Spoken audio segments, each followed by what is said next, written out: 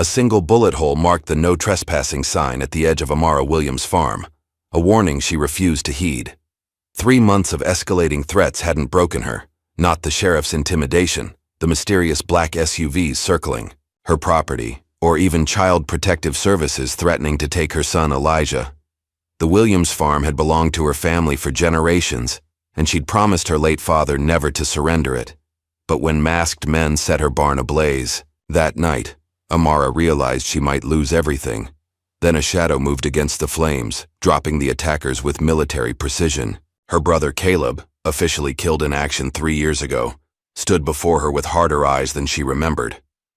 "They picked the wrong family," he said simply, pulling Elijah to safety. What began as a land grab was about to expose buried government experiments, corporate corruption, and a truth that would transform their quiet corner of America forever. Just before we get back to it, I'd love to know where you're watching from today. And if you're enjoying these stories, make sure you're subscribed because tomorrow's special episode is one you definitely don't want to miss. The sun crept over the horizon, casting a golden glow across Amara Williams' farm. Morning dew glistened on rows of vegetables while chickens clucked their way across the yard. In the distance, 8-year-old Elijah darted between tall stalks of corn, his laughter echoing across the property. The scene was picturesque, peaceful yet somehow isolated from the world beyond its boundaries. Amara wiped sweat from her brow as she tightened the final bolt on her father's old tractor. Despite the early hour, her hands were already stained with grease. The ancient machine had broken down again, but a new one wasn't in the budget. Nothing fancy ever was. "Mama, Mama, look," Elijah called, rushing toward her with cupped hands. "I found a praying mantis in the garden." Amara smiled, setting down her wrench to examine his discovery. "That's a good sign, baby. They eat the bugs that would hurt our crops." She watched, her son's eyes light up with curiosity. Being both mother and teacher since pulling him from school last year had its challenges, but moments like these made it worthwhile.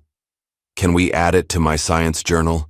Elijah asked, carefully transferring the insect to a jar with air holes. "Perfect for today's lesson," Amara nodded. "Go set up your workspace on the porch, and I'll be there in 20 minutes to start your lessons." As Elijah scampered off, Amara returned to the tractor. Her father's voice seemed to float around her as she worked. "This land is our bloodline, Amara. Never let go of what's truly yours." Those words had become her mantra since inheriting the 20 acres of farmland 2 years ago after his passing. The crunch of tires on gravel pulled her attention to the driveway. An old pickup truck rumbled toward the house, raising dust in its wake. Amara recognized it immediately and felt her shoulders relax. "Miss Williams?" Harold Whitmore called as he climbed out, his 70-year-old frame still spry despite his age. The white-haired man held up a paper bag. "Thought these might help with that stubborn old John Deere." Amara accepted the bag, finding salvaged tractor parts inside. "Mr. Whitmore, you're a godsend. How much do I owe you?" "Nonsense," he waved dismissively. "Your daddy would have done the same for me." The old man leaned against the tractor, his weathered face turning serious. "How are things? Any more visitors?" Amara's expression tightened. "Not since last month." Harold nodded slowly. Good, good. Though I did notice a fancy car parked down by Robinson's old place yesterday. Black SUV, out-of-state plates, or no plates at all, actually."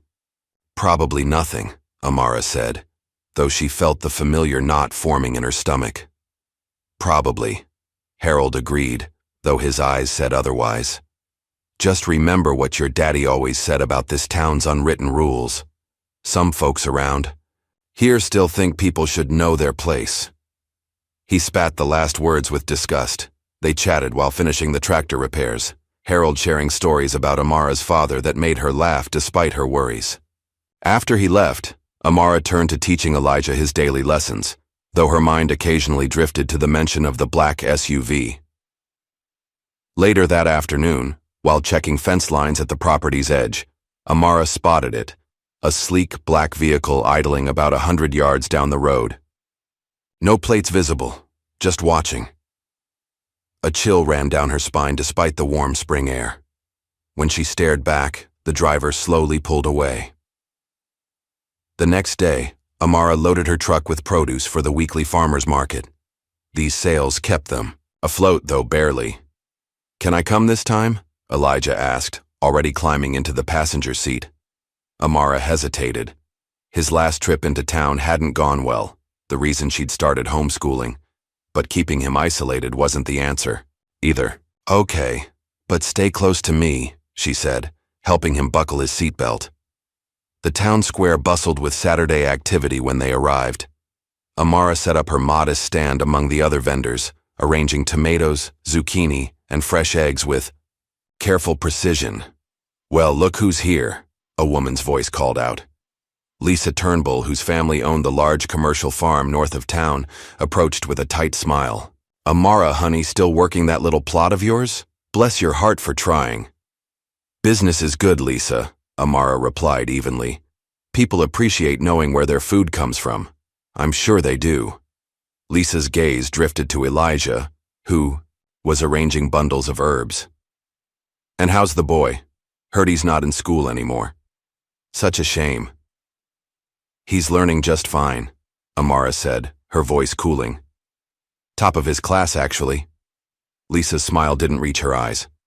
"Of course he is." As Lisa walked away, Amara noticed several people watching their exchange. Some quickly averted their eyes when she looked in their direction. Others whispered behind cupped hands. "Mama," Elijah tugged at her sleeve, "can I get water from the fountain?" The water fountain stood just across the square, close enough to watch him. "Straight there and back, okay?" Amara kept one eye on her son while helping customers. He reached the fountain without incident, but as he finished drinking, 3 older boys approached. Though she couldn't hear what was said, their posture told her everything. One boy bumped Elijah roughly, another knocked his cap off. When Elijah bent to retrieve it, a third boy scooped up dirt and flung it at him. Amara was already moving when she saw Elijah gasp and reach for his inhaler. She pushed through the crowd, heart pounding. "Back off!" she shouted, reaching her son and pulling him close. The boys scattered, but not before one called back a word that made her blood boil. As she helped Elijah with his inhaler, a heavy shadow fell across them. Sheriff Dale Horton stood there, thumbs hooked in his belt loops, watching with cold eyes. "Problem here, Miss Williams?" he asked, his voice deceptively casual. "Just some boys roughhousing," she replied, meeting his stare directly. "Seems like trouble follows some folks," he observed. "Might want to keep a closer eye on your boy, or better yet, put him back in school where he belongs." "We're fine, Sheriff," Amara said, her arm protective around Elijah's shoulders. "Thank you for your concern." The sheriff's mouth twitched. "Just doing my job. By the way, heard you had some irrigation issues last month. Shame how equipment fails sometimes, isn't it?" The implied threat hung in the air as he walked away. That evening, Amara sat at her kitchen table surrounded by bills, property taxes, medical insurance, Elijah's asthma medication, equipment repairs. The numbers refused to add up no matter how she adjusted them. A corner of the table held 3 separate offers to buy her land, all for less than half its value. All from shell companies she suspected were fronts for the same buyer. Each promised financial relief and a fresh start elsewhere. Amara pressed her palms against her tired eyes. A developer had been buying up properties around town for years, mostly from Black and Hispanic families facing hard times. Her father had rejected their offers repeatedly. Now they were after her. Elijah appeared in the doorway in his pajamas. "Are we going to be okay, Mama?" Amara quickly gathered the bills into a pile. "Of course we are. Come here." She pulled him onto her lap, though at 8 he was getting almost too big for it. "This land is our bloodline, remember? It's everything your grandpa worked for and his daddy before him." "But what if we can't keep it?" he asked, his small face serious beyond his years. "We will," she promised, though the words felt hollow. Against the mountain of debt before her. Later that night, a knock at the door startled Amara from half-sleep on the couch. She grabbed the baseball bat from behind the door before checking the peephole. Harold Whitmore stood on her porch, swaying slightly. The smell of whiskey was evident when she opened the door. Mr. Whitmore, everything okay? Had to warn you, he slurred, leaning heavily against the doorframe. They're back, Amara, the land scouts, sniffing around town again. Land scouts? Men in suits, asking questions, offering cash under the table for information about properties, about yours specifically. He grabbed her arm with surprising strength. Your daddy stood up to them, cost him dearly. Be careful. Girl! After Harold left, Amara locked the door and double-checked all the windows. She couldn't shake the feeling of being watched. The next morning, she found an unusual envelope in her mailbox. No postmark, no return address, just her name in block letters. Inside was a military-issue dog tag wrapped in a cloth stained with what looked disturbingly like dried blood. She recognized it immediately, her brother Caleb's. The one word scrawled on the cloth made her breath catch. Hold on. Caleb had been declared killed in action 3 years ago. His body never recovered. Yet here was his dog tag, delivered by hand with a message. Was it possible? Or was this some cruel trick? That night, unable to sleep, Amara found Elijah sitting by his bedroom window staring out at their fields bathed in moonlight. Couldn't sleep? She asked, sitting beside him. He shook his head. Mama, are they going to take our farm? The directness of his question caught her off guard. Who told you that? I heard those boys in town. They said the sheriff is going to kick us off our land. His voice trembled. Is that true? Amara pulled him close, feeling a fierce protectiveness surge through her. Listen to me, Elijah. This is our home. Nobody is taking it from us. I promise you that. As she held her son, tears filled her eyes. It was a promise she wasn't sure she could keep, but one she'd die trying to honor. The pounding on the front door came at 6 in the morning, so aggressive that pictures rattled on the walls. Amara, who had barely slept, jolted upright from the kitchen table where she'd been drinking coffee and staring at Caleb's dog tag. Sheriff's Department, open up! Elijah appeared in the hallway, eyes wide with fear. Amara motioned for him to stay back as she approached the door. 2 deputies stood on her porch, Reynolds and Dawkins, both wearing expressions of practiced indifference. Can I help you? Amara asked, keeping her voice steady. Deputy Reynolds held up a document. We've received complaints about illegal animal keeping on this property, county ordinance violations. What? My animals are completely legal. I have all the proper, not according to our reports, Dawkins cut in. Chickens exceeding allowed numbers, unlicensed goats, improper waste management potentially contaminating groundwater. Amara's mind raced. Her small operation was entirely within regulations. She'd made sure of it after her father died. This is ridiculous. I can show you my documentation. Save it for the hearing, Reynolds interrupted. You're looking at fines up to $20,000 unless these violations are addressed immediately. The amount hit like a physical blow. 20,000 might as well be 20 million. Of course, Dawkins added with false concern, if maintaining this property has become burdensome, there are other options. I understand you've received purchase offers. The implication was clear: sell or be bankrupted by fabricated violations. I'll see you at the hearing, Amara said coldly, closing the door before they could respond. She leaned against it, trembling with rage, until Elijah's small voice broke through. Are they going to take our animals? No, baby, she assured him, though her mind was calculating worst-case scenarios. This is just a misunderstanding. The next morning brought a more devastating blow. Amara woke before dawn as usual, but when she stepped outside to begin chores, the sight before her stole her breath. The irrigation system her father had spent years perfecting lay in ruins, pipes smashed, water spraying uselessly across the yard. The chicken coop door hung open, birds scattered. 2 goats had escaped their pen where someone had cut the fence, and across her best field of young corn, deep tire tracks showed where a vehicle had deliberately driven through the delicate plants, crushing them.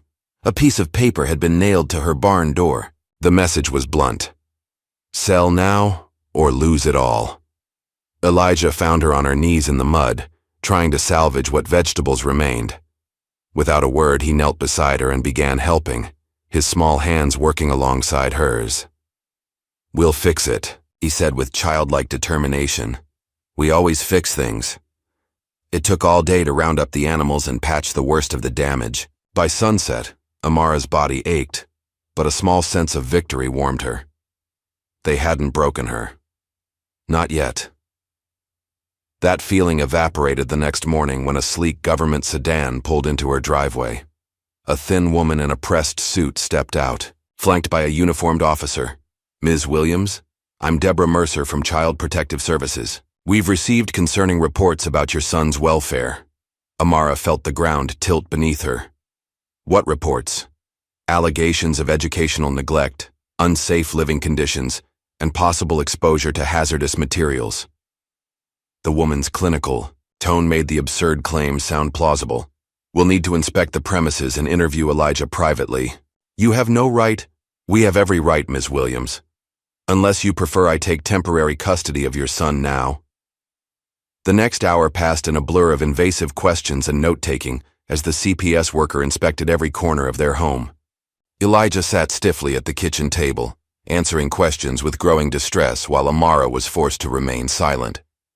Just as Mercer began suggesting Elijah should come with her for further assessment, the front door burst open. Carmen Jackson, Amara's oldest friend and the town's only black mechanic, strode in with a folder clutched in her hand.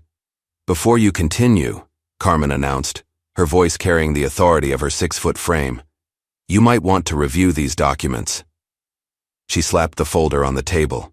Complete homeschool registration with the state, Elijah's academic progress report certified by a licensed educator, and medical records confirming his physical health. Also, dated photographs documenting this home's appropriate living conditions. Carmen turned to the officer. "And you might be interested in knowing that entering a private residence with CPS without a proper warrant when there's no imminent danger is a violation of Fourth Amendment rights." The confidence in Carmen's voice made Mercer hesitate. She flipped through the folder with thinning lips, then snapped it shut. "These will need verification," she said coldly. "Verify away," Carmen replied. "In the meantime, I believe your visit has concluded." After they left, Amara collapsed into Carmen's arms, shaking with silent sobs. "They're trying to take everything," she whispered. "My land, my son." "Not while I'm breathing," Carmen promised. "They've done this before, targeting single parents, especially single mothers of color with valuable property. But they picked the wrong woman this time." The following days brought a painful routine: damage in the morning, repairs by evening. Each time Amara fixed something, another problem would appear. Through it all, she and Elijah worked side by side, rebuilding fences, replanting damaged crops, reinforcing animal enclosures. "You're stronger than most grown men I know," Amara told him one evening as they finished mending a fence. The physical labor had given her son a determined set to his jaw that reminded her painfully of Caleb. "I have to be," he replied with simple certainty. "It's just us." The words squeezed her heart. Since Caleb's supposed death, they'd been alone in their struggle. Harold helped when he could, and Carmen had become their fiercest ally. But ultimately, it was just mother and son against increasingly powerful enemies. Speaking of Carmen, the news came 3 days after the CPS visit. Carmen's garage had burned to the ground overnight. Electrical issue, the fire department claimed, though Carmen had recently rewired the entire building herself. The timing wasn't coincidental. Just the day before, Carmen had fixed Amara's truck for free, allowing her to make deliveries to her remaining customers. "This is getting dangerous," Amara told Carmen when she visited the charred remains of the garage. "Maybe you should distance yourself from me for a while." Carmen laughed bitterly. "Sugar, they've been trying to run me out of business since I opened 10 years ago. Only difference now is they're not pretending anymore." She kicked at a blackened tool. "Besides, what kind of friend would I be if I abandoned you now?" The monthly town meeting should have been routine. Budget discussions, road repair planning, the usual small-town governance. Amara normally skipped them, but Carmen insisted they attend this one. "Know your enemy," she'd said. Besides, staying invisible is exactly what they want. The community center was packed when they arrived. Conversations hushed as heads turned to watch them enter. Amara felt Elijah press closer to her side. Mayor Franklin was discussing seasonal tourism when Sheriff Horton requested the floor. His gaze locked on Amara as he approached the microphone. "While we're discussing community concerns," he began, "I feel it's my duty to address rumors of increased drug activity in our county." A murmur swept through the crowd. "Specifically," he continued, "we have credible information about a property on Old Mill Road being used as a distribution point." Amara's blood ran cold. Her farm was the only residential property on Old Mill Road. "That's a lie," she said, standing abruptly. All eyes turned to her. Sheriff Horton smiled thinly. "I didn't mention your name, Ms. Williams. Interesting that. You assumed I was referring to you.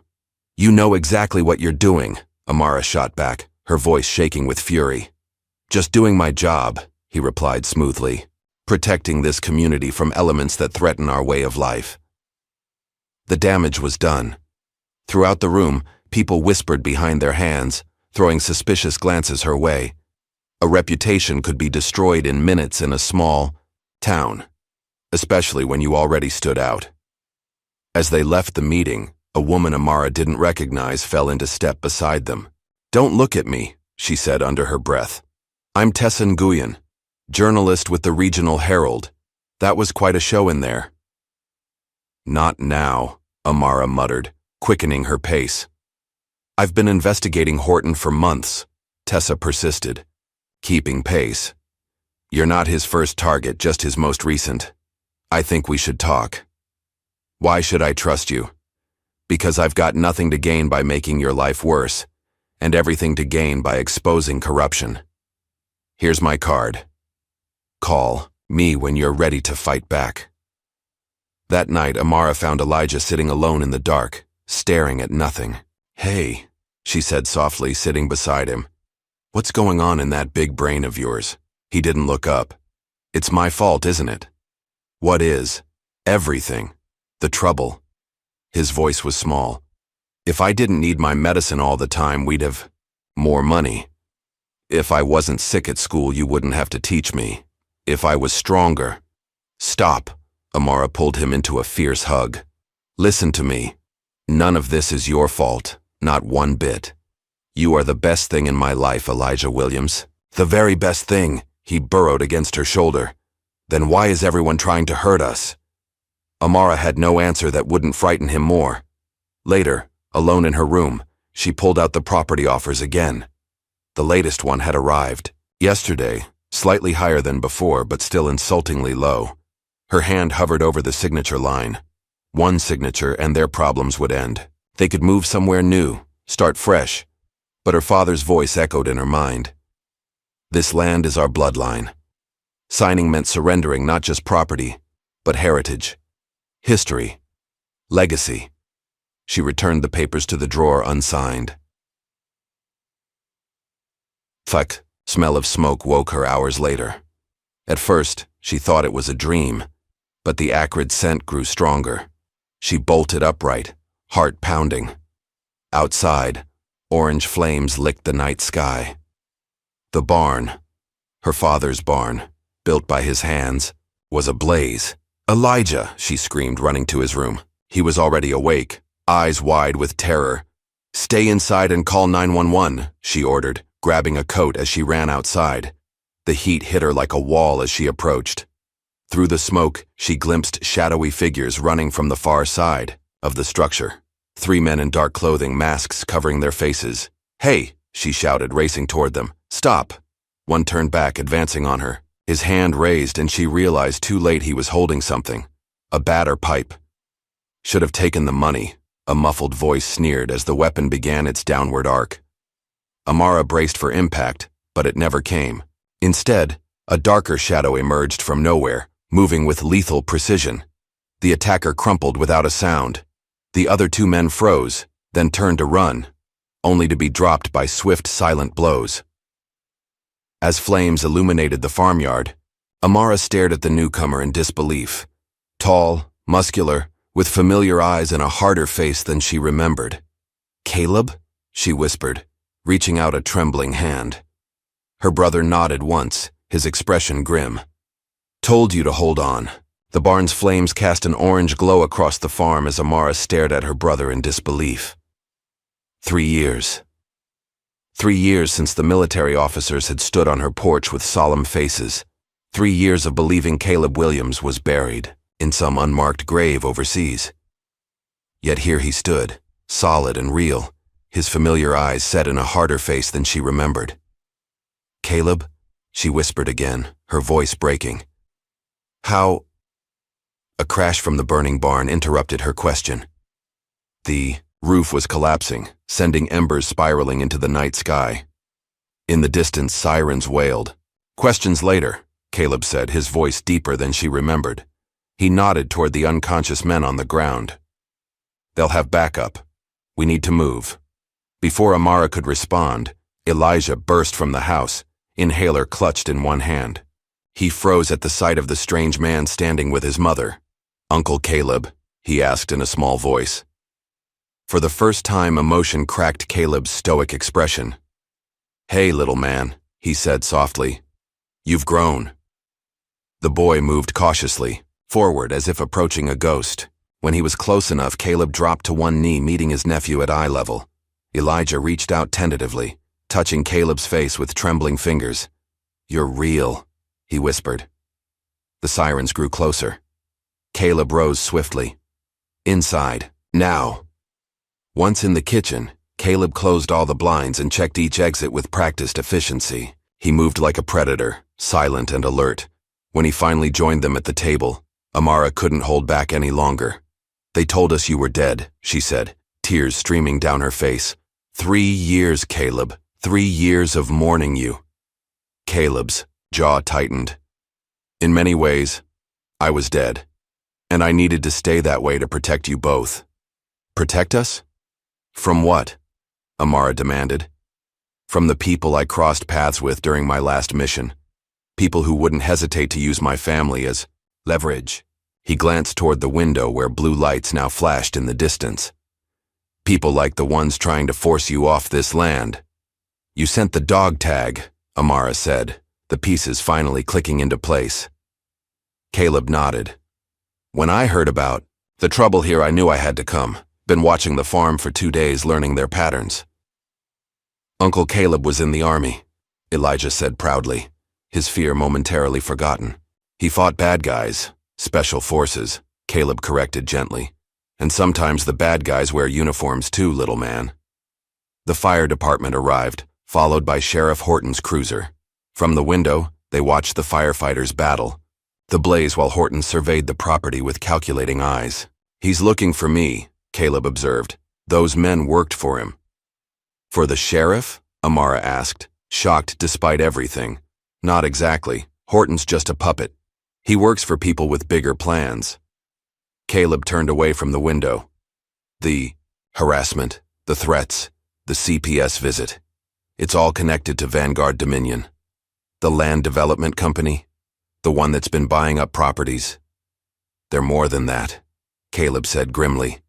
"Much more, and they won't stop until they get what they want." "My land?" Amara asked. "What's underneath it?" Before he could explain further, a knock at the door made them all tense. Caleb motioned for them to stay back as he approached, drawing a knife from a hidden sheath. "Ms. Williams, Fire Department, need to ask you a few questions." Amara moved to answer, but Caleb held up a hand. "It's a setup," he whispered. "Trust me." Instead of opening the door, he led them to the back of the house and out through a window.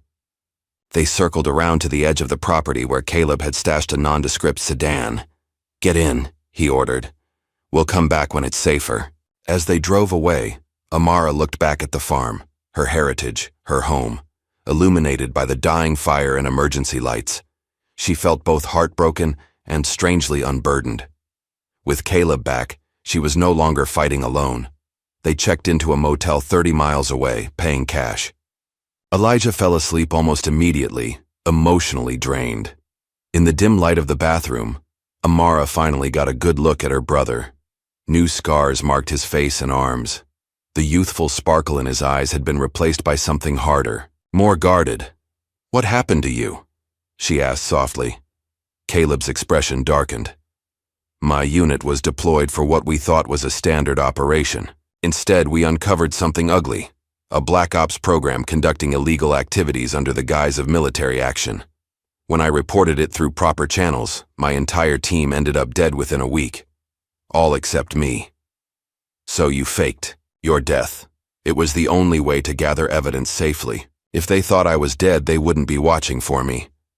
His voice grew hoarse. "I wanted to tell you, Amara, but anyone connected to me was in danger. And now? Now they found you anyway. Because of the land." He ran a hand over his close-cropped hair. "Dad always said our farm was special. He was right, just not in the way we thought." Amara shook her head. "I don't understand." "There's a cave system underneath the property, an extensive one. The government discovered it in the 60s during routine geological mapping. What they found inside was valuable enough to kill for. What could possibly be in caves that's worth all this?" "Tomorrow," Caleb promised. "For now, get some sleep. We start fighting back at dawn." True to his word, Caleb began his counter-offensive at first light.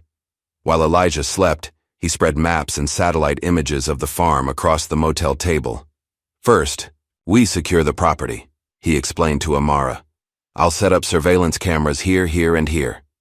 He marked locations with precise dots, motion sensors at every entry point.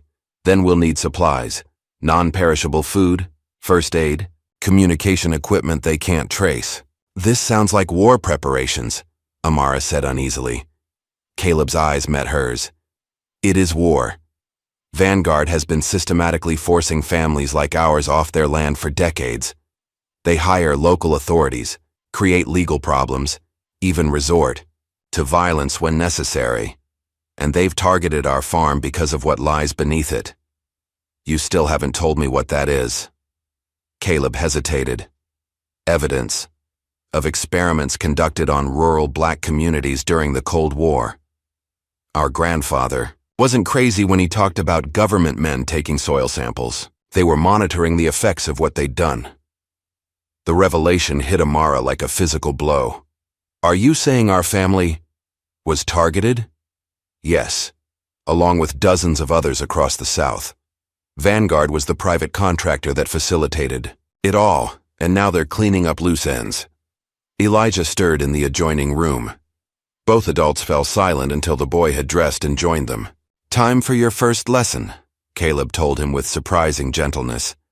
"Today, I'm going to teach you how to know when someone's watching you." Over the next 3 days, Caleb transformed their small family into a tactical unit. He taught Amara how to spot surveillance vehicles, how to move without being tracked, how to handle herself if confronted. For Elijah, the lessons were framed as games, spotting changes in environment, moving silently, finding hiding places. "Uncle Caleb," Elijah asked during a practice drill, "were you a superhero in the army?" Caleb's laugh held little humor. "Nobody.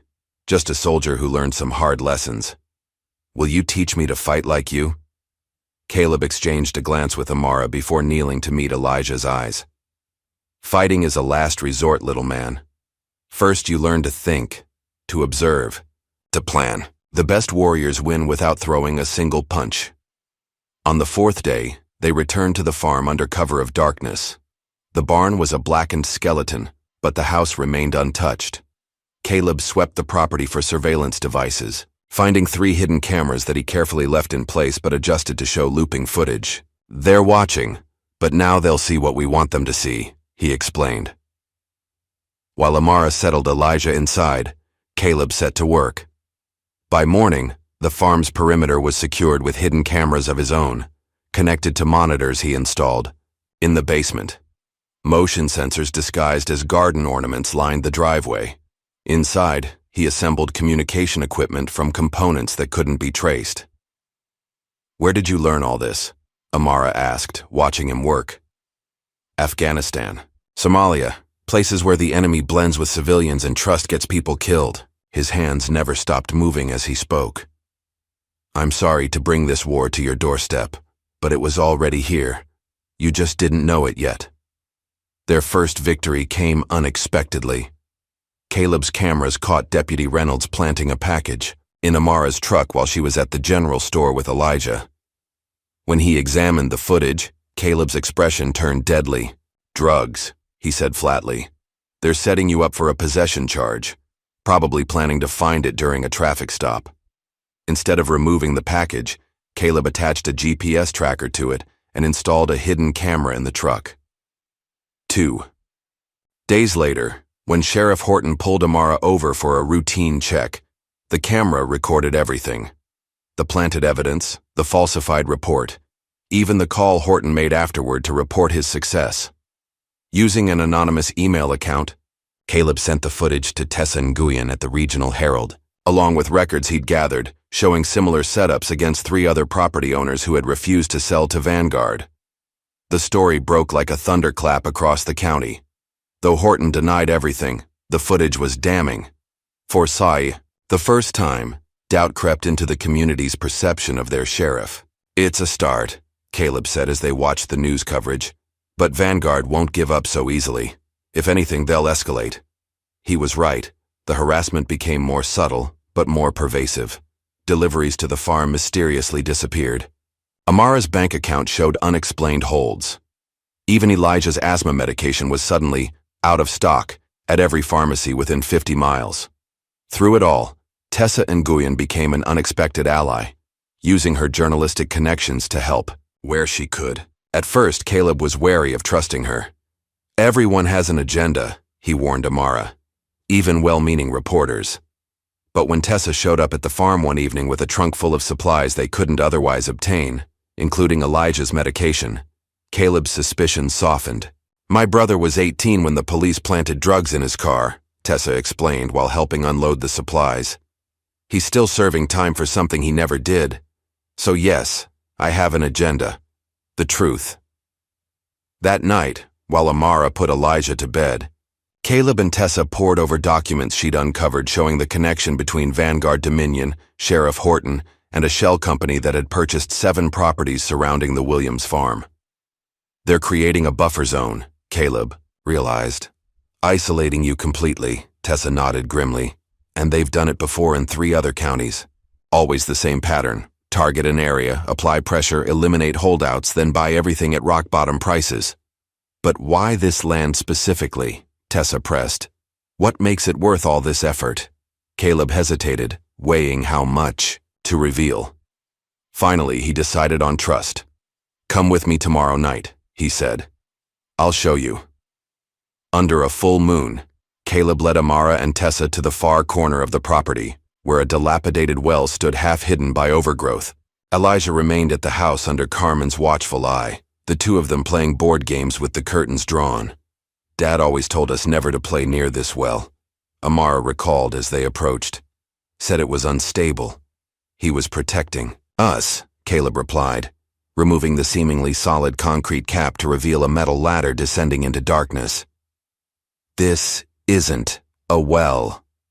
It's an entrance." With flashlights and rope harnesses, they descended nearly 40 feet before reaching the bottom. Instead of water, they found a narrow tunnel reinforced with steel beams. Government markings, faded but still visible, lined the walls. "Cold War era," Caleb explained, his voice echoing. "When the government was obsessed with finding underground facilities that could withstand nuclear attack." The tunnel stretched before them, disappearing into the darkness. As they walked, the passage widened into a series of chambers. What they found inside stole their breath. Rusty barrels lined the walls, each marked with military codes and hazard symbols. Abandoned equipment, medical in nature, lay scattered across metal tables. Filing cabinets stood against the far wall, their contents long since removed, except for a few scattered papers. "What is this place?" Amara whispered, her voice small in the cavernous space.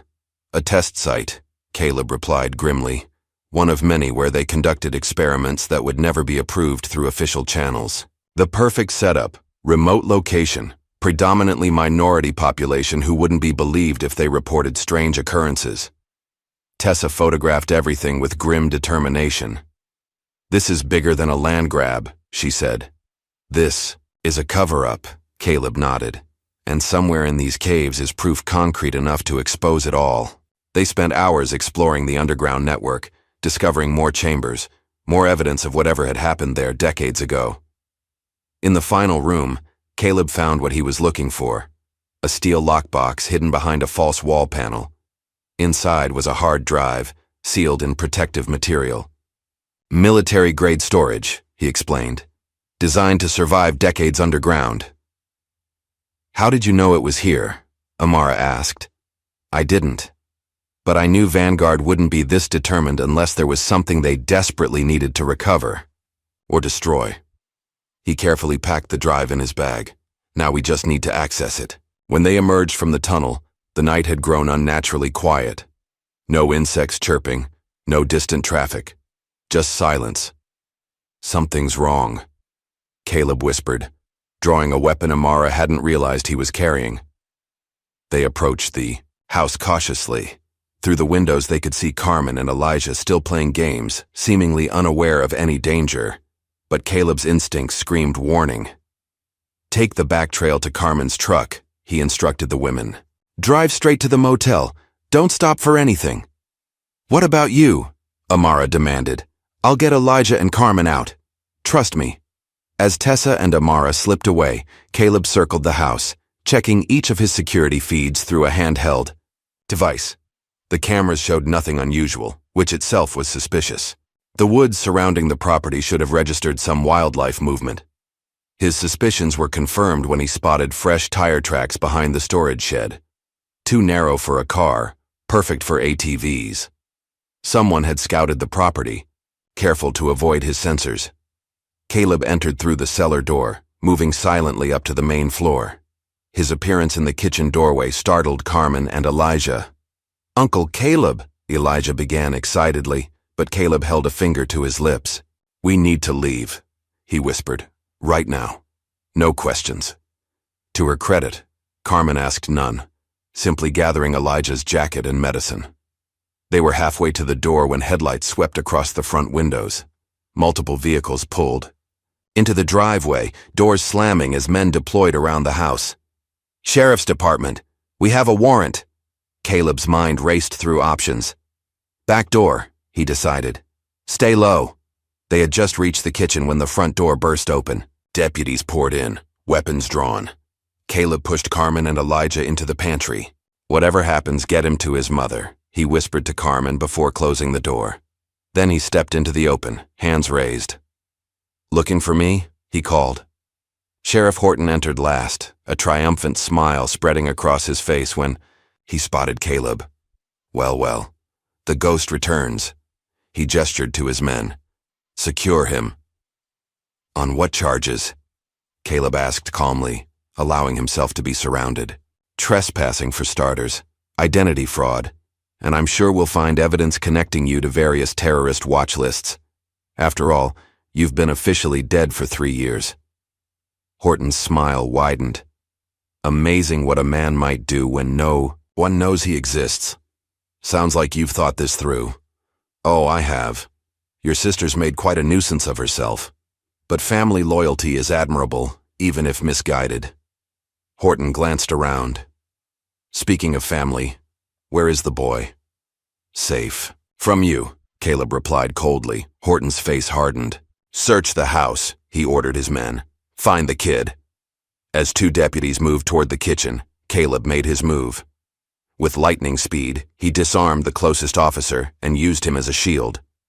What followed was a blur of precise violence. Economical, efficient, and devastatingly effective. When it ended, 5 deputies lay unconscious on the floor. Sheriff Horton remained standing, his weapon trained on Caleb, hands surprisingly steady. Impressive, he admitted, but ultimately pointless. A crash from the kitchen drew their attention. Carmen and Elijah had been discovered. A deputy dragged them into the living room, gripped tight on Elijah's arm. "Let the boy go," Caleb said, his voice deadly quiet. Put down your weapon first, Horton countered. The standoff stretched for 3 heartbeats before Caleb lowered his gun. This isn't his. Fight. Smart choice. Horton nodded to the deputy who released Elijah but kept Carmen restrained. Now, Mr. Williams, let's discuss what you found down in those caves. The sun was rising by the time Amara realized something had gone terribly wrong. She and Tessa had reached the motel safely, but there was no sign of Caleb, Carmen, or Elijah. Calls went unanswered, text messages undelivered. We need to go back, Amara insisted, already heading for the door. Tessa blocked her path. That's exactly what they'll expect. We need a different approach. That's my son out there. And if you rush in blindly, you'll be arrested too. Then who helps him? Tessa's voice softened. Caleb trusted us with this. She pointed to the hard drive they'd recovered. There must be a reason. Reluctantly, Amara agreed to wait long enough to examine their discovery. Tessa connected the drive to her laptop, but her hopes quickly faded. It's encrypted. Military-grade protection. She sighed.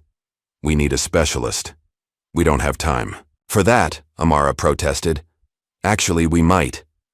Tessa made a call, speaking in hushed tones before hanging up with a satisfied nod. My cousin works in cybersecurity. He'll meet us in an hour. While they waited, Amara paced the room, alternating between fear and fury. When a knock finally came at the door, Tessa opened it to reveal a young man carrying a laptop case. This better be worth it, he grumbled. I'm missing a job interview. Lives are at stake, David, Tessa replied, gesturing to the hard drive. Can you crack it? David examined the device with growing interest. Cold War-era storage with modern encryption layered on top. Someone updated the security protocols regularly. He glanced up. This will take time. How much time? Amara demanded. Hours, maybe days. We don't have days. My son is... Her phone buzzed with an incoming text from an unknown number. We have your boy. Hard drive for his safety. Abandoned. Factory on Route 16. Noon. Amara showed the message to Tessa, who frowned. It's a trap. Of course it is, Amara agreed. But what choice do we have? While David worked on cracking the encryption, Amara and Tessa formed a desperate plan. They needed allies, people Horton and Vanguard wouldn't suspect. Their first stop was Carmen's network of friends, mostly service workers, farmhands, and others who operated in the background of town life.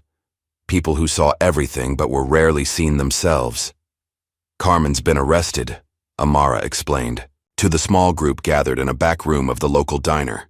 They have my son, and they'll keep taking from all of us unless we stand together. To her surprise, these people needed little convincing. Each had their own story of harassment, intimidation, or injustice at the hands of Sheriff Horton and his deputies. That man gave my brother 6 months for a broken taillight, one woman said bitterly. They seized my cousin's property over a permit issue nobody else gets cited for, added another. By noon, they had assembled a small but determined coalition. Through them, Amara learned that Carmen was being held at the county jail on fabricated charges. Elijah was reportedly with Sheriff Horton himself at the abandoned factory, the meeting point for the exchange. As Amara prepared to leave for the rendezvous, David called with unexpected news. I've accessed part of the drive, he reported. It's worse than you thought. These aren't just random experiments, they were targeted. The government tested experimental compounds on specific communities, mostly minorities, tracking effects across generations. My father always said the land made people sick, Amara recalled, a chill running through her. After heavy rains, when the water would rise from deep underground, the compounds are still there, in the soil and groundwater. That's why Vanguard wants the land, not to develop it, but to contain evidence of what happened there. Armed. With this knowledge, Amara and Tessa approached the abandoned factory with a new understanding of the stakes. Their coalition members had spread throughout the town, positioned to document everything and intervene if necessary. Sheriff Horton waited inside the main warehouse, flanked by 2 deputies. Elijah sat on a chair nearby, unnaturally still, but apparently unharmed. Mama, he called when she entered, starting to rise before a deputy's hand on his shoulder forced him back down. "It's okay, baby," she assured him, though her heart pounded painfully. "Everything's going to be okay." Horton stepped forward. "The hard drive. Where is it?" "Safe," Amara replied, "and copies have been made." The sheriff's confident smile faltered slightly. "You're bluffing."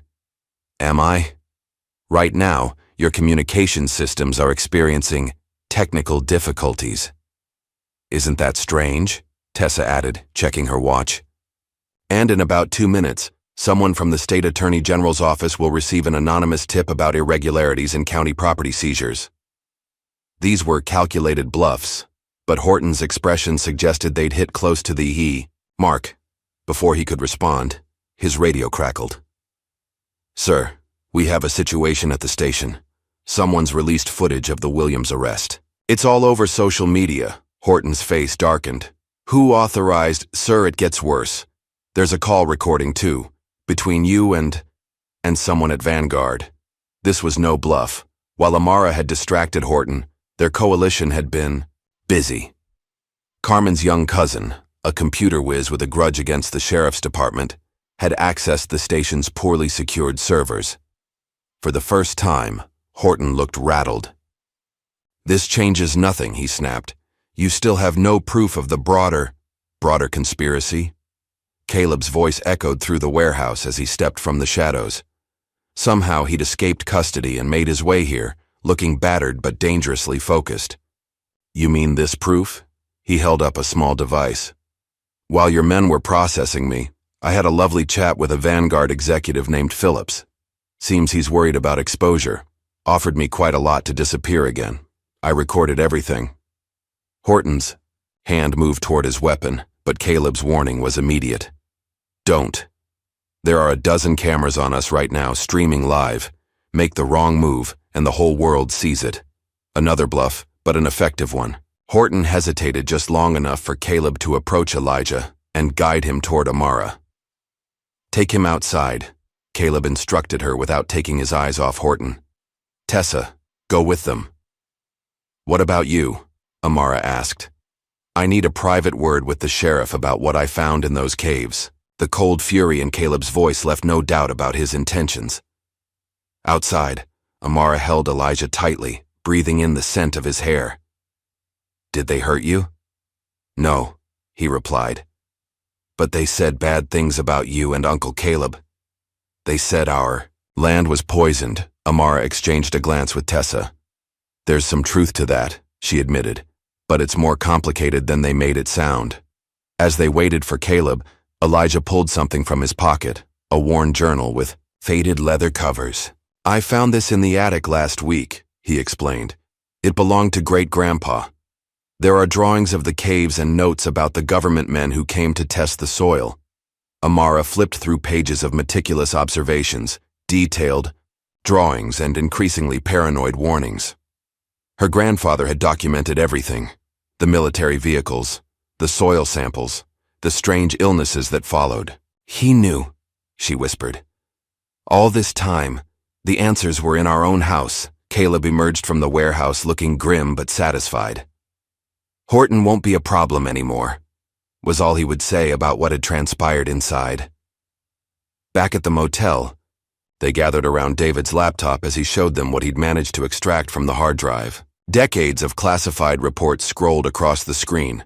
Experiments disguised as agricultural assistance programs, health effects monitored without consent, generations of data collected on unsuspecting families. They targeted communities that wouldn't have the resources to fight back, Tessa noted bitterly. Places where complaints could be dismissed as paranoia or superstition. "My father suspected something," Amara said, still clutching her grandfather's journal. "That's why he was so adamant about keeping the land. Not just for heritage, but for evidence." "And now we have it," Caleb confirmed. "Enough to expose Vanguard Dominion and everyone connected to their operations." As night fell, they formed a plan. The evidence would need to be protected, distributed to multiple sources to prevent suppression. Carmen would need legal help to fight the false charges. Most importantly, they would need to prove the current danger posed by the contaminants. still present in the soil and groundwater. There's another way into the cave system, Elijah suddenly announced. Everyone turned to him in surprise. Great-grandpa's journal shows a map. There's an entrance by the old lightning-struck oak tree. The boy's discovery proved invaluable. The next day, while Horton struggled to contain the growing scandal, Caleb and Tessa explored the second entrance to the underground complex. What they found exceeded their worst expectations. Deep within a previously undiscovered chamber lay equipment far more modern than the Cold War-era technology in the main caves. Someone had been monitoring the site recently, taking samples, updating records, observing the long-term effects of whatever had been buried there. This isn't just a historical cover-up, Tessa realized as she photographed everything. They're still collecting data, still using people as unwitting test subjects. When they returned to the surface, Caleb's expression was thunderous. "Tomorrow we take the fight to them," he declared. "No more reacting, no more defense. Vanguard Dominion has controlled the narrative long enough." That night, as Amara tucked Elijah into bed at the motel, he asked a question that broke her heart. "Are we ever going home again?" She smoothed his hair back from his forehead. "I don't know, baby. The farm. It might not be safe anymore." "Because of what's in the ground?" "Yes." Elijah considered this with a seriousness beyond his years. "Then we'll make a new home, somewhere they can't find us." Amara kissed his forehead, fighting back tears. "Get some sleep. Tomorrow's going to be a big day." In the next room, Caleb sat cleaning a weapon with methodical precision, his face illuminated by the glow of Tessa's laptop as she compiled their evidence into a comprehensive report. "You know they'll come with everything they have once this goes public," she warned him. Caleb's hands never paused in their work. "Let them come," he said, quietly. "They came for the wrong family." Dawn broke with an unusual silence over the motel. Caleb had been awake for hours, methodically preparing for what would come. 3 days had passed since the confrontation at the abandoned factory. 3 days of careful planning, gathering allies, and fortifying their position. Today, they would take the fight directly to their enemies. "Are you sure about this?" Amara asked, watching her brother check his equipment.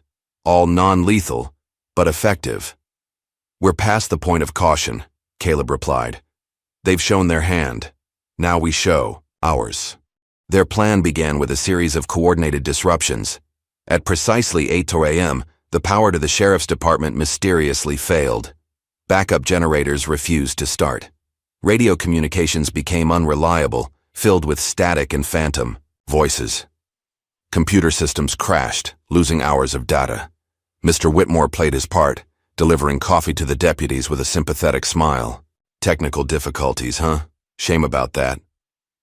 The elderly man had access to places no one would think to question, moving freely through the building as he'd done for decades. While the sheriff's department scrambled to restore order, Caleb led a small team to the county jail. Using security codes provided by Carmen's cousin who worked in maintenance, they bypassed the main entrance. The night guard, no fan of Sheriff Horton after being repeatedly passed over for promotion, conveniently took an extended bathroom break. Carmen sat up in surprise when her cell door slid open. "Took you long enough," she said with a grin.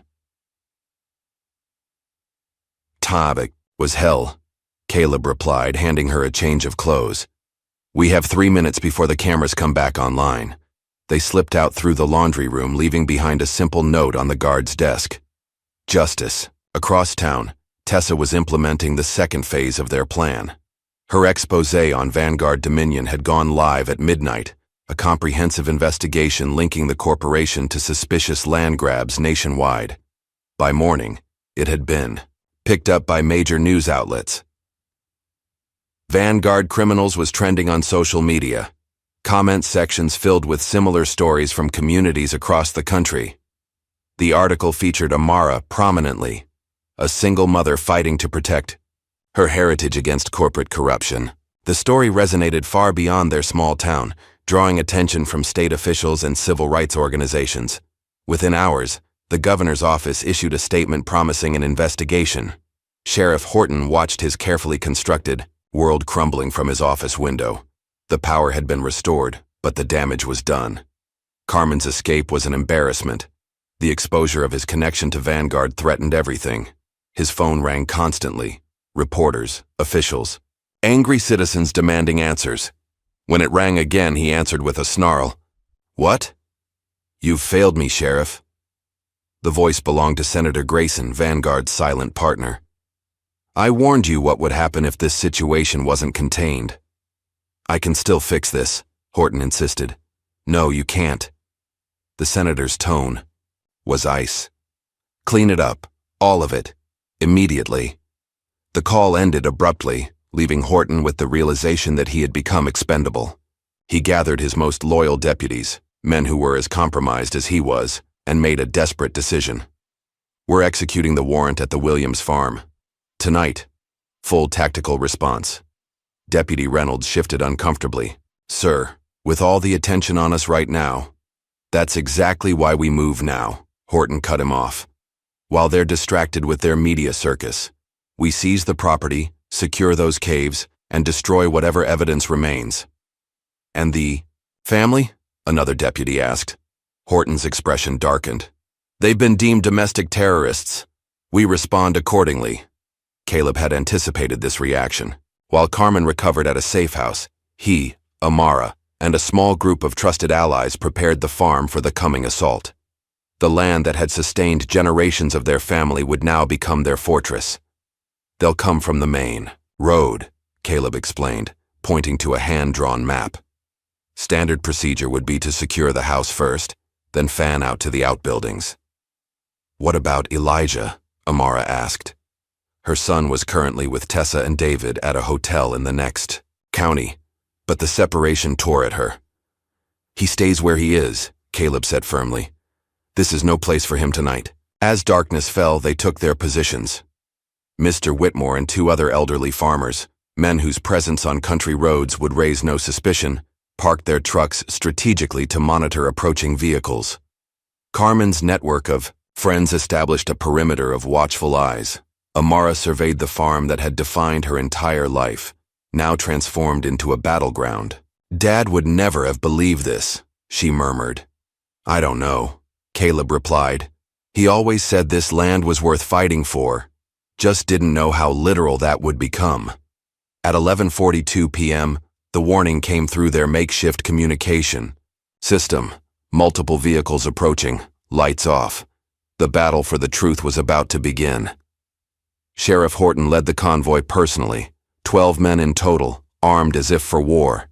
They parked half a mile out and approached on foot, using the cover of darkness and the surrounding woods. Their first indication that they'd been anticipated came when they triggered Caleb's perimeter alarms. Simple but effective tripwires connected to wind chimes. "They know we're coming," Reynolds whispered. "Doesn't matter," Horton replied. "We outnumber them." What Horton failed to understand was that Caleb had spent years training for asymmetrical warfare. The farm had been prepared with the same attention to detail he'd used to protect forward operating bases in hostile territory. As the deputies advanced, they encountered a series of obstacles. Hidden pits covered with brush, noise traps that disoriented them, even sprinkler systems rigged to spray a mixture of water and farm chemicals that burned the eyes and skin. "What the hell is this?" One deputy coughed, eyes streaming. "Keep moving," Horton ordered. When they finally reached the farmhouse, they found it dark and seemingly deserted. Horton signaled for his men to surround it. "Breach on my mark." The front door splintered under the impact of a battering ram. Deputies poured in, weapons raised, only to find empty rooms. No furniture, no people. Just battery-powered speakers that suddenly blared with deafening sirens, disorienting the intruders. Outside, Caleb's counterattack began. From hidden positions around the property, he and his allies used non-lethal tactics, flashbang devices salvaged from his military days, high-powered spotlights that blinded night vision equipment, and smoke canisters that made accurate movement impossible. In the confusion, deputies fired wildly, hitting nothing but air and tree trunks. Their formation broke down as panic set in. 3 men retreated to the vehicles. 2 more became separated in the smoke. Amara, positioned in the old corn silo with a clear view of the chaos, watched with a mixture of pride and horror as her brother systematically dismantled a supposedly professional police operation. When the smoke cleared, 7 deputies had fled the scene entirely.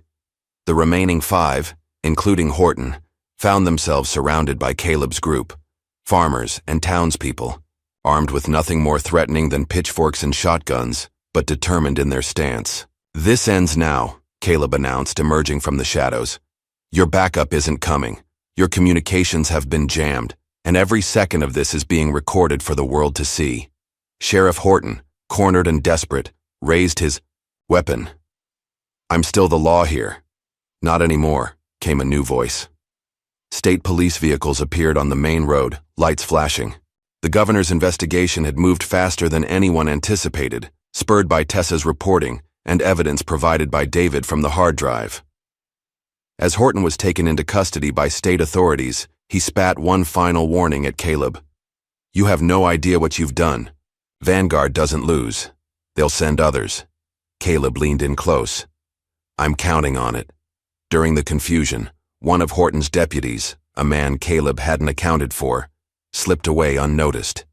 He made it to a hidden satellite phone and delivered a simple message. "Operation compromised. Williams Farm secure. Requesting cleaning team." Inside an unmarked office in Washington, Senator Grayson received the message and made a call of his own. "Implement the contingency plan. Immediately." By morning, news crews had descended on the Williams farm. The corrupt sheriff's arrest. The brave family who stood their ground. The mysterious government experiments. It made for compelling television. Amara stood awkwardly before the cameras, unused to attention, while Caleb stayed carefully out of frame. As the initial frenzy began to fade, Carmen arrived with Elijah, who ran to his mother's arms. "Is it over?" he asked, his small face hopeful. Before Amara could answer, Caleb's hand fell on the boy's shoulder. "Not quite, little man. But we've won the first round." Tessa joined them, laptop under her arm. "You've gone viral," she told Amara. "People are sharing your story everywhere. Lawyers are calling, offering to represent you pro bono against Vanguard." "What happens now?" Carmen asked. "Now," Caleb said firmly, "we prepare for their countermove. Because it's coming." Their victory proved short-lived. 3 days after Sheriff Horton's arrest, the first signs of Vanguard's response appeared. Tax records for the Williams farm were reviewed, resulting in claims of years of underpayment. Health department officials suddenly expressed concern about potential contamination from the farm's products. Most telling, state environmental experts arrived to investigate hazardous conditions requiring immediate evacuation. "They're using the system against us," Tessa observed as they gathered in an abandoned hunting cabin 10 miles from the farm. Caleb had insisted they relocate after noticing surveillance drones over the property. "It's what they do best," Caleb agreed. "When brute force fails, they use bureaucracy." The cabin had once served as a meeting place for civil rights organizers in the 1960s. Hidden in dense forest, its existence had been nearly forgotten, except by Mr. Whitmore, whose father had built it. "My daddy called it the resistance bunker," the old man had explained when offering it as a safe house. "Said some things need to stay off the books." Now it sheltered them as they planned their next moves. Maps and documents covered every surface. David had set up a secure communication system using equipment Caleb had acquired through channels he refused to explain. "They can't simply seize the land now," Amara said, studying their options. "There's too much public attention." "No, but they can make it uninhabitable," Carmen pointed out. "Force evacuation due to public safety concerns until people forget about us." Their discussion was interrupted by the arrival of Mr. Whitmore, who had been in town gathering supplies and information. "Bad news," he announced grimly. "Military types in town, not regular army, private contractors, asking questions about all of you." Caleb's expression hardened. "How many?" "At least a dozen that I saw. More arriving." Whitmore hesitated. "There's something else. They showed me a picture of my grandson. He's stationed overseas. Said they could arrange for him to come home, safe or not." The implications hung heavy in the air. "They're threatening your family," Amara said softly. Whitmore nodded, shame evident in his downcast eyes. "I didn't tell them nothing, but I can't say what I might do if they push harder." Caleb placed a hand on the old man's shoulder. "We understand. It might be better if you don't know our next moves anyway." After Whitmore left, tension filled the cabin. "Can we trust him?" Carmen asked bluntly. "Trust isn't binary," Caleb replied. "He's being squeezed between loyalty and family. The question isn't whether he'll break, but when." They decided to relocate that night, separating into smaller groups to reduce risk. Caleb, Amara, and Elijah would head deeper into the forest. Carmen would return to town, leveraging her apparent freedom to gather intelligence. Tessa and David would take the hard drive evidence to a secure location. The plan unraveled just after midnight. As they prepared to leave, headlights swept through the trees. Vehicles surrounded the cabin. Radio chatter indicated a full tactical team. "They found us," Caleb said, moving instantly to defensive mode. "Whitmore."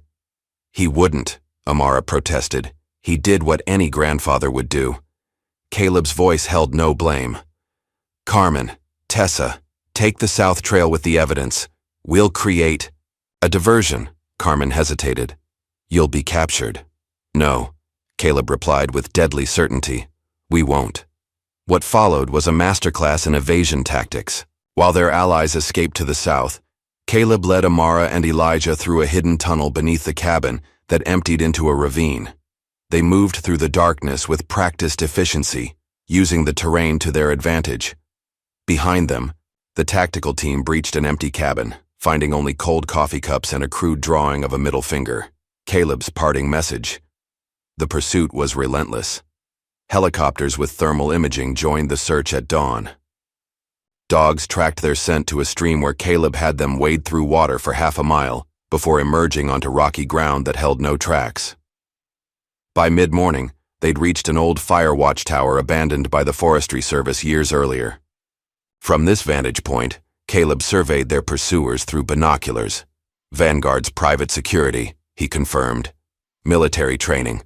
They're sweeping in a standard search pattern." "How long can we keep running?" Amara asked, watching Elijah sleep, exhausted from their night trek. "We're not running," Caleb corrected her. "We're leading them away from the others. There's a difference." Their respite was brief.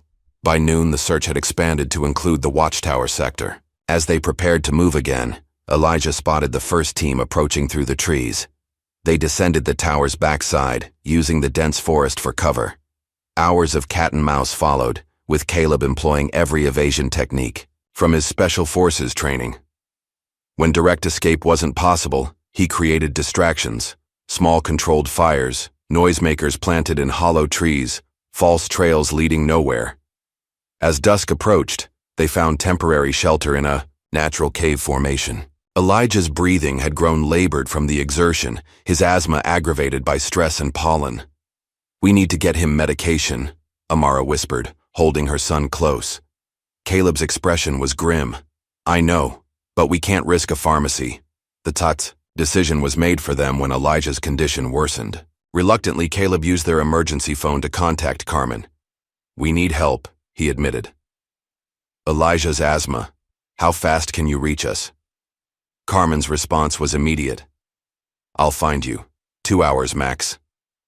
True to her word, Carmen appeared at their location with Elijah's medication and surprising news. "Whitmore's dead." "What?"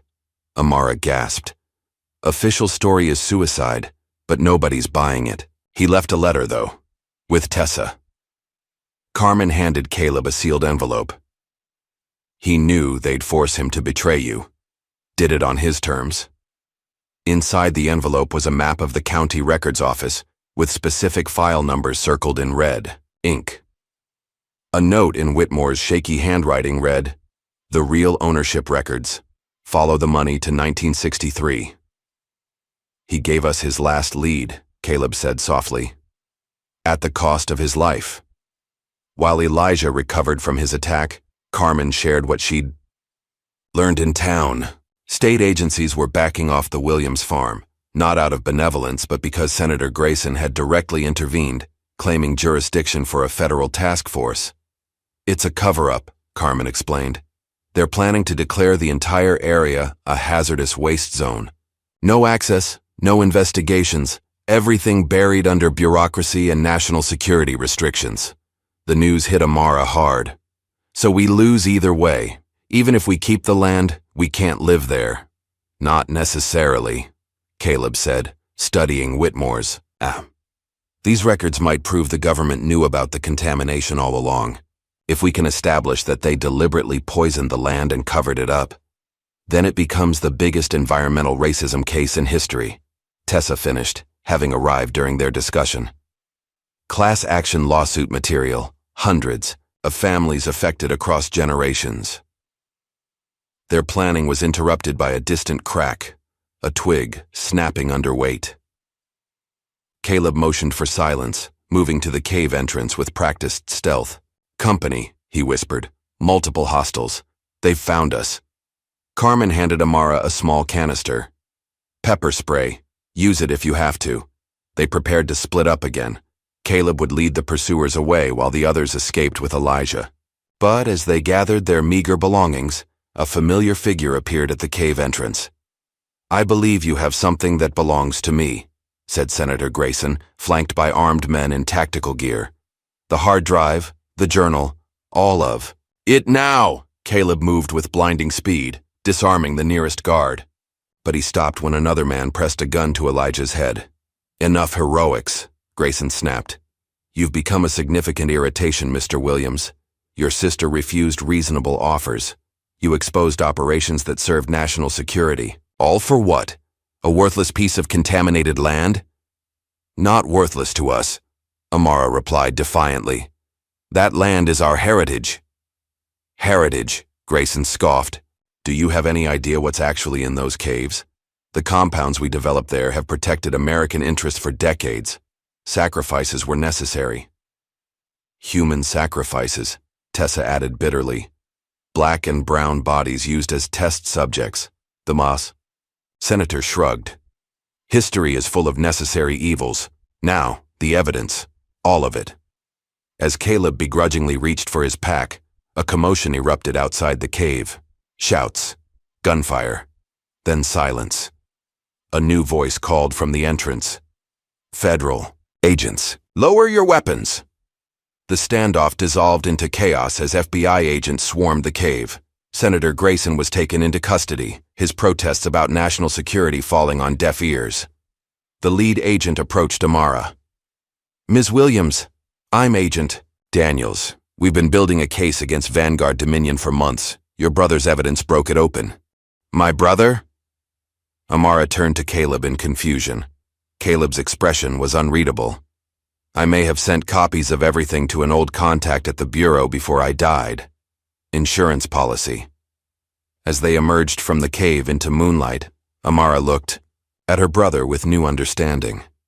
The man who had returned to her was not the same one who had left years ago. He carried shadows she might never fully comprehend. It was never just about the land, was it? She asked quietly. Caleb stared into the distance, where the lights of their farm might be visible on a clearer night. No, he admitted. It was about justice, about making them pay for what they did to our family, to all the families, and now we rebuild. Not just the farm. Everything. 2 weeks after the cave confrontation, the Williams family found themselves at the center of a storm they never could have imagined. Senator Grayson's arrest had sent shockwaves through Washington. 3 Vanguard Dominion executives were in federal custody. The company's stock had plummeted as investors fled the scandal, yet despite these victories, their most important battle remained: the fight for their home. They're still trying to declare the farm uninhabitable, Amara explained to the small crowd gathered in the basement of Bethlehem Church. Federal agencies, state officials, they've all determined the land is too contaminated for human habitation. The basement was packed with faces both familiar and new: local farmers, Carmen's network of allies, and representatives from communities across the state facing similar struggles with corporate land grabs. What had begun as one family's stand had evolved into a movement. That's their new strategy, Tessa added. They couldn't force you off with intimidation or legal manipulation, so now they'll use environmental regulations to achieve the same goal. Carmen stood up, her imposing frame commanding attention. They contaminated our land, poisoned our communities, and now they want to protect us by taking everything? I don't think so. Murmurs of agreement rippled through the crowd. What had once been fear was now righteous anger. The town's marginalized citizens, those who had lived in the shadows, accepting mistreatment as inevitable, were finding their voices. Caleb, who had remained silent until now, stepped forward. This isn't just about one family or one farm anymore. This is about generations of injustice, about powerful interests deciding who deserves rights and who doesn't. His voice carried the quiet authority of someone accustomed to command. We have evidence, we have truth, and now we have numbers. The question is, are we ready to use them? The response was immediate and unanimous. People who had spent lifetimes keeping their heads down were standing up, volunteering resources, offering skills. A retired paralegal promised to help with paperwork. Local mechanics offered vehicles. Farm workers knew the land better than any government inspector ever could. Then we make our stand, Caleb announced. Not with violence, but with unbreakable resolve. They expect us to surrender, to walk away quietly. We're going to show them exactly how wrong they are. The plan took shape over the next 3 days.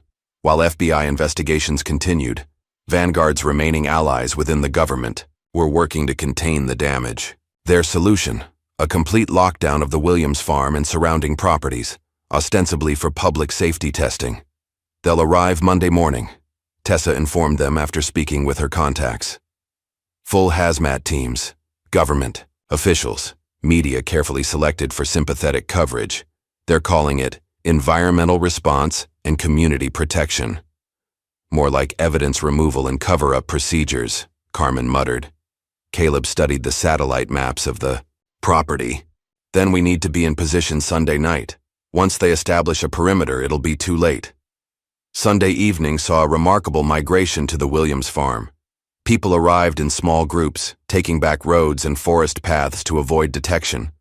By nightfall, over 100 community members had assembled, setting up a peaceful but determined human barrier around the property. Elijah watched in amazement as the farm transformed. Tents appeared in the fields. Cooking fires dotted the landscape. Children played while adults established watch points and communication networks. For the first time in his young life, he saw his mother's land as more than just their isolated home. It was becoming the heart of a community. "Uncle Caleb," he asked, finding his uncle checking security cameras. "Are all these people here for us?" Caleb paused, choosing his words carefully. "They're here for themselves too, little man. Sometimes people need a rallying point. Something that represents all the injustices they've faced. Right now, that's our farm." Dawn on Monday revealed the full scale of their resistance. Community members had formed concentric circles around the property, arms linked, many wearing t-shirts hastily printed with "Our Land, Our Truth." Local churches had provided food and water stations. Handmade signs declared, "Justice for Williams. Farm and no more cover-ups." When the government convoy arrived, led by hazmat vehicles and followed by news vans, they found not a deserted property to quietly cordon off, but a massive, peaceful demonstration. At the center of it all stood Amara, Caleb, and Carmen, flanked by community leaders both black and white. The official in charge, a stern woman from the Environmental Protection Agency, approached the human chain with visible frustration. "This area has been designated for emergency environmental assessment. You're obstructing a federal operation." Amara stepped forward. "This farm has been in my family for generations. If there are environmental concerns, we have the right to independent testing before any government action." "The contamination has already been confirmed," the official countered. "By the same government that caused it?" Tessa emerged from the crowd, press credentials visible. That seems like a conflict of interest. As cameras rolled, the confrontation escalated. Officials threatened arrests. Community members held firm. What the government had planned as a quiet takeover was becoming a media spectacle they couldn't control. The standoff might have turned violent if not for an unexpected development. 3 black SUVs arrived, and from them emerged a team of attorneys, representing the NACP Legal Defense Fund, Environmental Justice Alliance, and the Civil Liberties Union. My clients are exercising their constitutional rights to peaceful assembly and protection of property, announced the lead attorney. Furthermore, we've filed an emergency injunction against any federal action pending independent environmental assessment. The officials retreated to regroup, visibly rattled by the organized resistance and legal intervention. What followed was a day of tense negotiations, with the community refusing to disperse and the government unwilling to risk the optics of mass arrests. By sunset, a compromise had been reached. Independent environmental experts would be permitted to test the land, alongside government officials. No action would be taken until results were verified by both parties. Most importantly, the Williams family would retain access to their property throughout the process. As the crowd celebrated this small victory, Caleb remained vigilant. "This isn't over," he told Amara quietly. "They've just changed tactics again." His suspicion proved justified. That night, as most supporters returned to their homes, Caleb's security system detected movement at the far edge of the property, near the cave entrance. Silent figures in tactical gear were establishing positions around the farm. "They're going to raid tonight," he realized. While everyone's guard is down, Amara's face hardened with resolve. "Then we'll be ready." Through their network of allies, word spread rapidly. Within an hour, supporters began returning to the farm. This time, they came prepared for a night watch. Headlights illuminated the property as trucks and cars formed a protective circle. Spotlights were positioned to eliminate hiding places. Inside the house, Caleb briefed a core group of defenders. "They want the caves, access to whatever's still hidden down there. We need to hold them off until morning, when the media and lawyers return." Carmen had transformed the kitchen into a command center, coordinating lookouts via walkie-talkies. Tessa was live-streaming everything, ensuring that any aggression would be broadcast instantly to thousands of followers. The attack came at 2:17 a.m., a coordinated push from multiple directions. Black-clad figures emerged from the darkness, expecting to encounter sleeping protesters. Instead, they found the farm ablaze with light and buzzing with activity. "Federal agents," they announced, though their lack of identifying markings told a different story. "This is a matter of national security." Caleb recognized the tactics immediately. "Vanguard contractors," he told Amara, "last-ditch effort to secure the site." What followed was not the easy operation the intruders had planned. At every turn, they faced passive resistance, bodies linking arms, cameras recording their every move, witnesses ready to document any violence.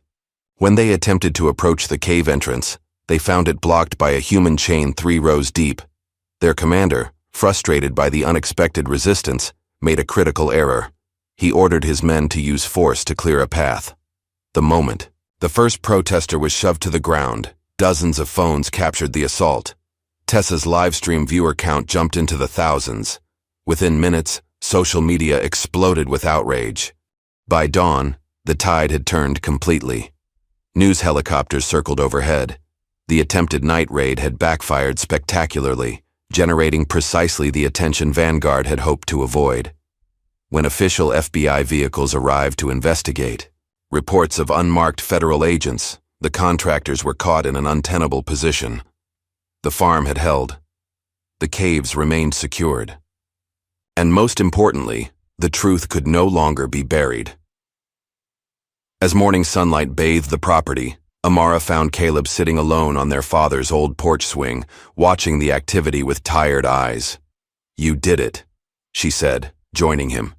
"You saved our land." Caleb shook his head. "No, we all did. Everyone who stood with us." For the first time since his return, Amara saw her brother truly smile. Not the tight, controlled expression he usually wore, but something genuine that reached his eyes. "Dad would be proud," she whispered. "Of you," Caleb corrected. "You held on when most would have broken.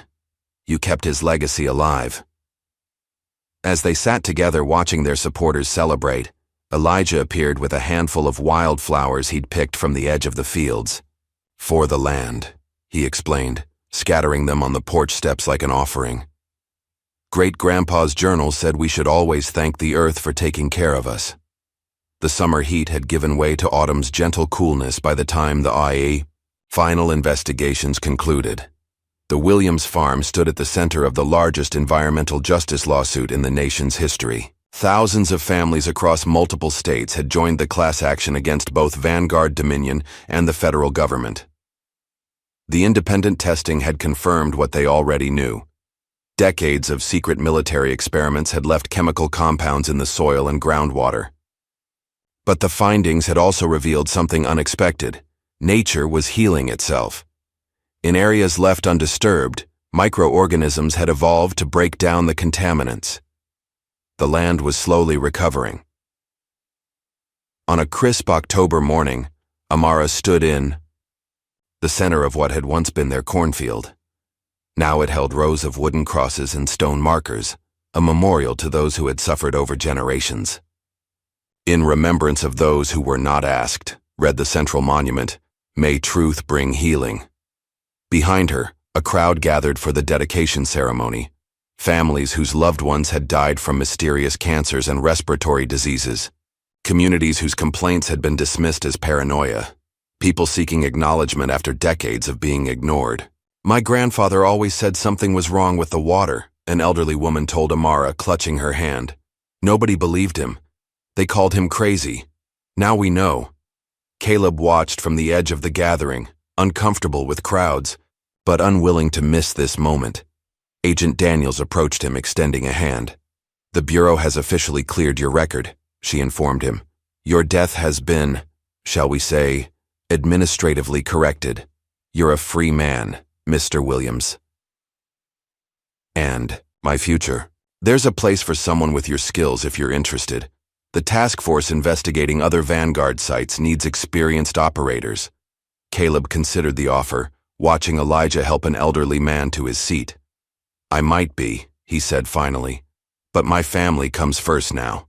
The ceremony was simple but powerful. Community leaders spoke of loss and resilience. Church choirs sang songs of hope and healing. When it was Amara's turn to speak, she approached the podium with quiet dignity. "This land has carried many burdens," she began. "The weight of labor from those who worked it. The weight of dreams from those who cherished it. And the weight of secrets from those who abused it." Her voice grew stronger with each word. "Today, we lift that last weight. We bring secrets into the light. We honor those who were harmed, and we begin the work of true healing." The settlement negotiations continued for months, but the outcome was never really in doubt. The evidence was too damning, the public outrage too great. Vanguard Dominion would cease to exist, its assets dissolved to fund cleanup efforts and compensate victims. Government agencies would be restructured, with new oversight to prevent similar abuses. For the Williams family, the victory came with both vindication and responsibility. Their farm couldn't simply return to what it had been, not with the knowledge they now carried. "We need to reimagine this place," Amara explained to Elijah as they planted seedlings in a test garden. Scientists had developed special varieties that could detoxify the soil as they grew. "It won't just be our home anymore. It needs to be something more." The something more took shape gradually. The family retained ownership of the land, but with a new vision. Areas still contaminated were cordoned off for natural regeneration. Clean sections became community gardens where families could grow food together. The farmhouse transformed into an educational center, documenting both the history of abuse and the path toward healing. Carmen found her own role in the transformation. When the special election was called to replace the disgraced officials, she surprised everyone by running for mayor. "Someone who knows the truth needs to be in charge," she declared at her campaign launch, held on the Williams farm. Someone who remembers what happened and won't let it happen again. Her victory speech, delivered on a snowy December evening, acknowledged the challenging road ahead. This town has wounds that won't heal overnight. Trust that won't rebuild in a day. But we start now, together, with truth as our foundation. Tessa's journalism career soared following her coverage of the scandal. Major outlets competed for her work, offering prestigious positions in New York and Washington. To everyone's surprise, she declined them all, choosing instead to establish an independent news cooperative based in the county. "The next time something like this happens," she explained, "people need a trusted source of information. Not corporate media that can be pressured or bought, but journalists embedded in and accountable to the community." Her first major project, a documentary series tracking the Williams farm's transformation from toxic legacy to healing ground. For Caleb, adjustment to civilian life came slowly. The hypervigilance that had kept him alive for years didn't fade easily. But working alongside Elijah, teaching the boy practical skills while learning gentleness in return, gradually softened his edges. When the military offered him formal reinstatement, with honors acknowledging the wrongful persecution that had forced him underground, Caleb declined. "My war is over," he told the officials. "I'm needed here." Instead, he channeled his tactical knowledge into creating security protocols for other communities fighting environmental injustice. His network of veterans formed a protection team that deployed to vulnerable sites across the country, teaching local residents how to document abuses and defend their rights peacefully. Elijah thrived amid the changes. Freed from isolation, he blossomed in the community school Carmen established. His asthma improved as the farm's air quality slowly recovered. The quiet, fearful boy transformed into a confident young person with an uncanny ability to explain complex environmental concepts to visitors. His project to document the farm's story through art began small, just sketches and paintings displayed in the farmhouse. But when visitors began requesting copies, Amara helped him compile them into a book that told their family's journey from persecution to triumph. "Why did you draw this part?" she asked him one evening, pointing to a particularly dark illustration of the burning barn. "Because we have to remember the bad parts too," he replied with wisdom beyond his years. "That's how we make sure they don't happen again." By spring, new life had returned to the Williams farm. The memorial stood as a solemn reminder of the past, but around it, wildflowers pushed through soil that was slowly healing itself. Community garden plots buzzed with activity as families planted together.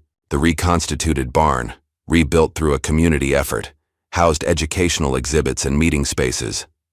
On the anniversary of the night Caleb had returned, the family gathered on the porch to watch the sunset. Carmen joined them, taking a rare evening away from mayoral duties. Tessa arrived with freshly printed copies of Elijah's book. Even Agent Daniels stopped by, bringing news that 3 more Vanguard testing sites had been identified and would be investigated. As twilight settled over the fields, Amara surveyed all they had built from the ashes of what was nearly lost.